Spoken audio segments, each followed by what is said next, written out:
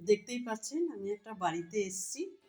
তো এখানে সরস্বতী পুজোয় আজকে আমাকে ইনভাইট করেছে, তাই আমি এসেছি। আমার বাড়ির কাছেই, ঘরোয়া পরিবেশেই এসেছি, অত ড্রেস ফ্রেস করিনি, ড্রেস করতে সময় পাইনি।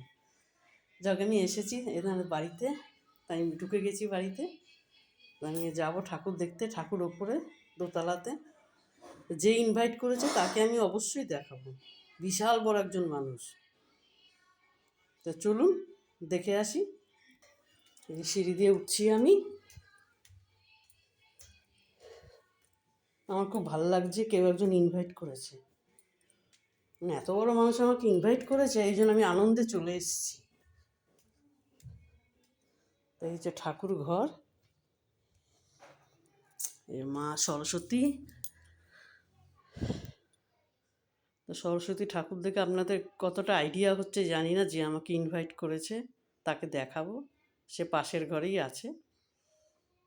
ঠাকুর ভালোই হয়েছে, ঠাকুরকে আমার প্রণাম করা হয়ে গেছে। চলুন তাকে দেখাবো। এবার ঠাকুরঘর থেকে বেরিয়ে যাচ্ছি আমি, এবার যাচ্ছি তার কাছেই যাচ্ছি। খুব বড় মানুষ যে ইনভাইট করেছে, সে আনন্দে আমি চলে এসেছি। এই বাড়িতে গাছ ভর্তি, একটু গাছের ছবিগুলো তুলি।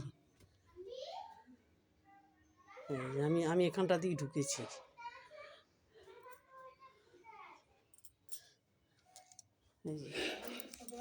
কোথায় দেখি মনে তোমাকে একটু। এই যে আমাকে এই নিয়েছে, সবচেয়ে বিশাল বড় মানুষ আমাকে ইনভাইট করেছে কালকে, কালকে না আগের দিন রাত্রিবেলায়, তাই তো? হ্যাঁ, ওই যে কথা বলছে। খুব ভালো মানুষ, ভদ্র মানুষ, আমাকে বৌদি বলে ডাকে। ও এতটা লজ্জা পাচ্ছে, এই নিয়ে পড়লো যা, লজ্জা পেয়ে গেছে। আস্তে আস্তে করে আছে, কোথায় যাচ্ছে? আচ্ছা, ও ফোনটাকে রেখে দিয়েছে, ও ভিডিও করতে না করছে।